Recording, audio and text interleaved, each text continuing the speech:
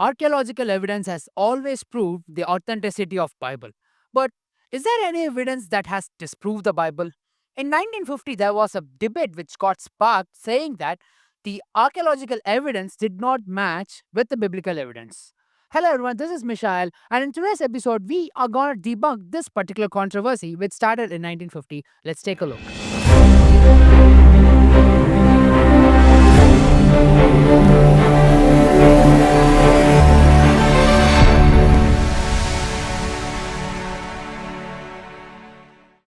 The city of Jericho. We all know the famous incident in the Bible.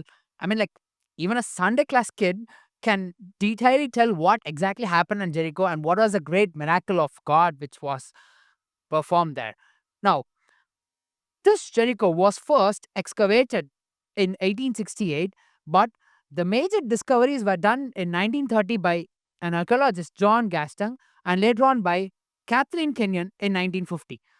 Now, only after these two major excavations of this Jericho site, there were a lot of things which was found, and these two archaeologists came to a conclusion. John Gaxton said that whatever is found in this site clearly matches with the Bible, whereas Catherine Kenyon said otherwise. She said the biblical records did not match with the archaeological evidence in the aspect of timeline. She said that the Israelites came much later after Jericho was destructed or it was burnt. So, we are going to look at the evidences and find which is true and what the evidences exactly point to. The first point which you are going to look is the collapsed wall. Before we take a look at the scriptures, let me tell where this site is located. This ancient Jericho is located. This ancient Jericho is called as Tel Jericho, which is located 2 kilometers from the modern city of Jericho, which is there today. Now, this is called Tel Jericho because the word Tel has a meaning in Hebrew. In Hebrew, Tel means hill. This is not a natural hill, this is an artificial hill. I would give an example to understand what this word exactly means. Imagine a cake, not a normal cake, a layered cake. If you cut the cake, you can know that there are several layers inside it, right? Same way, a cell is formed when multiple layers are formed.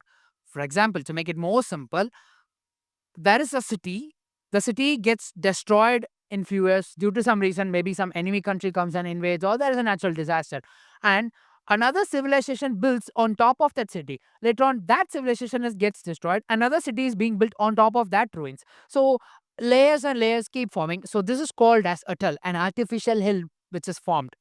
This is very important for us to understand because when archaeologists start to excavate this hill, they started to find certain things. Based on the layers, they will be able to identify when the incidents have taken place and what is the timeline of it. This is very crucial to understand.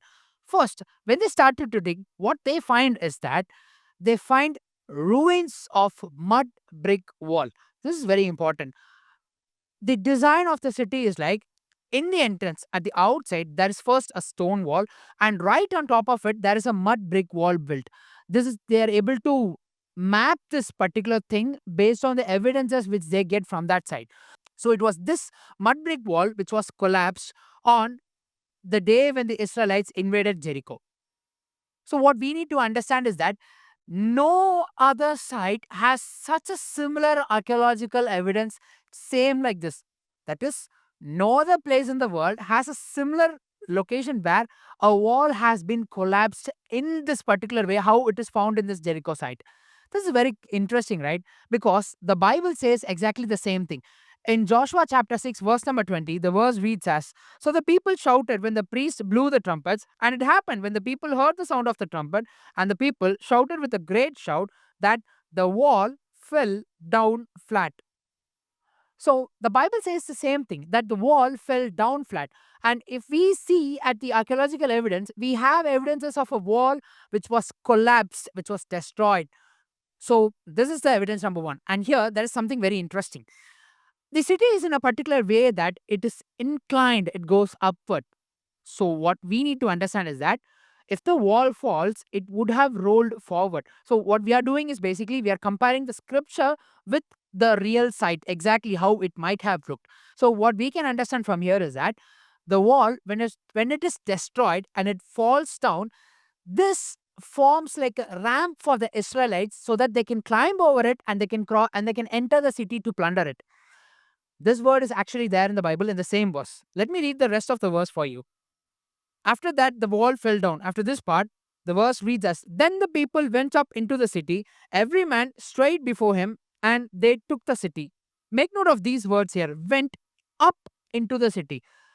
I've just cross checked this particular word in the Hebrew text also. It clearly means as climb up. So now this makes a lot of sense, right? Archaeologically, we have evidence that the city is little bit inclined, so the Israelites had to climb over something to reach the city. So it makes a lot of sense when we see that the wall would have rolled down, would have fell flat, and it would have acted as a ramp, helping the Israelites to climb the city. How accurate the Bible verses and the archaeological evidences are. So now let's look at the second point, which is the burnt city. When the archaeologists started to excavate these places further, what they came to find is that they found layers of soil which was burnt. Not just soils, they found burnt potteries, burnt walls, burnt bricks, lot of stuff, which they were able to find and conclude that this city was burnt and that's how it has been destroyed. It's a clear evidence of Joshua chapter 6, verse number 24. But they burned the city and all that was in it with fire. How accurate it is, right? Look at the order. The verse first clearly said the wall collapsed, and then 4 verses later, it says that Israelites burned the city, and we also have this evidence of a burnt city. Now, there's something surprising which the archaeologists found. That is, they found potteries which is burnt, which had burnt wheat and grains inside it. All the pots were filled with wheat. Why this is so important is because in Joshua chapter 3, verse number 15, the verse says that, and as those who bore the ark came to the Jordan, and the feet of the priest who bore the ark dipped in the edge of the water. And within bracket, it is written as, for the Jordan overflows all its banks during the whole time of harvest. So now in this verse, we can understand that the Jordan overflows when it is time of harvest. So it is understood it was harvest time at that particular period when the Israelites were invading Jericho. So it is no wonder that the city of Jericho was filled, or they had the wheat loaded up in their city. So we are able to put both these things together, right? It's a harvest time, and the city inside is also having pottery which is filled with wheat and grain. How accurate and how precise the timeline and the verses matches with the archaeological evidence. This is something great. Another amazing thing is that in archaeology, there's something called a stratigraphic method. That is, let me put this in a simple term for you. They find the timeline of an event based on how the layers have been formed in the site where they are excavating. So, what they came to know is that first, the mud brick wall had collapsed, and over on top of that they find a layer of a burnt city, a burnt wall, and over on top of that they have soil entirely covered in it. Now why is this very important is because in Joshua chapter 6 verse number 26, Joshua says that then Joshua charged them at that time saying, cursed be the man before the Lord who rises up and builds this city Jericho. He shall lay its foundation with his firstborn, and with his youngest he shall set up its gates. So now Joshua curses the city. It makes a lot of sense when we understand that no one had built a city on top of these ruins for a long period of time. So that explains why there is soil on top of the ruins. So look at the order how it comes. First there is a collapsed wall, then there's a burnt city, and over up there is a formation of soil which clearly matches with the description on how the Bible describes the same. Now, where did the debate spark? Catherine Kenyon told that the timeline which this incident took place did not match with the biblical records, right? That is what we are gonna see next, which is the subject of pottery. Now, pottery is very important to understand when this incident would have taken place. First, we need to understand what the Bible says about the timeline this incident has taken place. For that, let's read the verse, 1 Kings chapter 6, verse number 1. And it came to pass in the 480th year, after the children of Israel had come out of the land of Egypt, in the 4th year of Solomon's reign over Israel, in the month of Zai, which is the second month, that he began to build the house of the Lord. Now, this verse tells when Solomon is beginning to build the first temple of the Israelites. And this period, we have proper evidence that Solomon started in the year 1966 BC. So, keeping this in mind, if we read this verse again, it says that, and it came to pass in the 480th year after the children of Israel had come out of the land of the Egypt. So, the date of Exodus, from that date, it has been 480 years since Solomon had started to build the temple.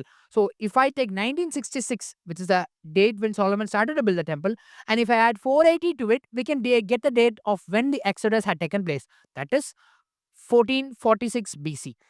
Now, from this, to find the date of Jericho incident, we need to remove 40 years from this, because we have biblical evidences that we all know that the Israelites wandered the wilderness for almost 40 years. So, if I reduce 40 from 1446, what we have is 1406 BC. So, in the year 146 BC, the city of Jericho was invaded by the Israelites. This is what the Bible says. To make it simple, the 15th century. Let's see what the archaeological evidence is. Archaeologists found a lot of pottery in this place. Now, I will give an analogy here to understand this. We all know that every decade the design of cars changes, right? If you see a car's design 20 years back, it will be a little different. If you see it 50 years back, it will be a different. And if you see it 100 years back, it is going to look more different. So by seeing the design and model of the car, we can identify which decade or which century that car was manufactured. It is applicable for pottery also. The design of pottery has changed over the period of time.